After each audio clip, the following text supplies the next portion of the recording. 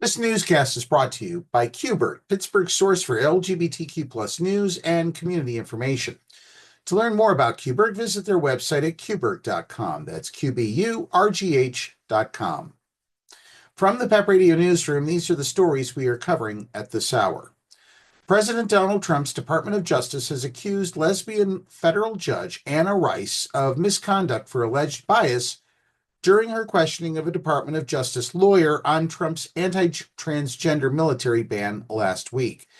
Department of Justice Chief of Staff Chad Mizell sent a letter complaining about Rice to Chief Judge Sri Srinivasan of the U.S. Court of Appeals for the District of Columbia Circuit. Srinivasan, an appointee of former President Barack Obama, will decide whether to dismiss the complaint or appoint a committee of judges to investigate, according to Bloomberg News. In a letter, Mizell alleges that Rice engaged in hostile and egregious misconduct that compromised the dignity of the proceedings and demonstrated potential bias. Mizell alleges that Rice broke the code of conduct for U.S. judges when she questioned Department of Justice Attorney Jason Lynch about whether Jesus would approve of discrimination against trans people and then use Lynch as a physical prop in her courtroom theatrics while trying to demonstrate the concept of animus, or unfair hostility towards a group. During questioning, Rice pointed out that Trump's executive order banning trans military members referred to them as selfish, dishonorable, deceitful, undisciplined, and a threat to military readiness and lethality, or as Rice put it, as liars, because they do not adhere to the Trump administration's belief that there are only two sexes, male and female. While Judge Rice was not sure exactly how many sexes there were, she hypothesized that there could be anywhere near about 30 different intersex examples. Mizell's letter states, referring to Rice's comment during questioning, which pointed out that Trump's gender binary ignores the existence of intersex people. She later alluded to the fact that Trump's executive order requires homeless shelters to refuse to house trans people according to their gender identity. During questioning, Rice told Lynch, "What do you think Jesus would say to telling a group of people that they are worthless, so worthless that we're not going to allow them into homeless shelters? Do you think Jesus would be, sounds right to me? Or do you think Jesus would say, WTF? Actually, Judge Rice did not say that out loud. She used the full words instead of the acronym. Of course, let them in.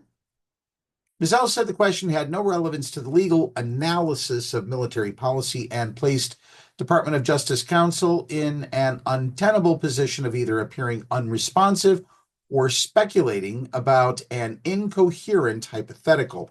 Mizell also said that Lynch's use of the slang WTF, an initialism for what the F, sheds light on the severity of the judge's lack of professional decorum. Mizell wrote that Rice attempted to embarrass Lynch by physically directing him as part of a rhetorical exercise in front of other attorneys, court personnel, and members of the public and press. This alleged attempt occurred, Mizell claims, after Rice said that Trump's order had banned trans military members without any support that has been given by anyone, adding, "How is that anything other than showing animus?"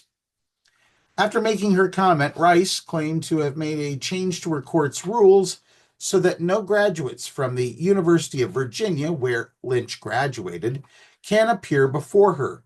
"So I need you to sit down, please," she told Lynch. "I need you to sit down." When Lynch did, she said that UVA graduates could no longer appear before her because they're all liars and lack integrity. She asked him if her new rules were an example of animus. In other news that has very little to do with animus, though it might, honking cars whizzed past the Allen Street gates Friday afternoon as a crowd of roughly 50 community members called on elected officials to better support working Pennsylvanians. Friday's demonstration, organized largely by the Pennsylvania AFL-CIO, encouraged Senator Dave McCormick, the Republican from Pennsylvania, to support Pennsylvania workers and oppose ongoing Trump administration efforts to slash funding for critical programs, reduce the federal workforce, increase executive power, and fire Senate-confirmed appointees. Rally attendees held signs reading "Workers over billionaires" and "White House is corrupt," and led several chants including "It's our money, not theirs, workers over billionaires." Community members plan to deliver a letter to the newly elected senator's office Friday afternoon. It outlines steps they feel he should take to support his constituents in Centre County and across the Commonwealth. Such firings, in addition to the sweeping executive orders and wide-ranging illegal cuts and spending freezes imposed by the Department of Government Efficiency, threaten the constitutional separation of powers along with essential public services in Centre County. The letter reads, "Some executive orders, including those rolling back transgender rights and recognition, are already affecting county residents."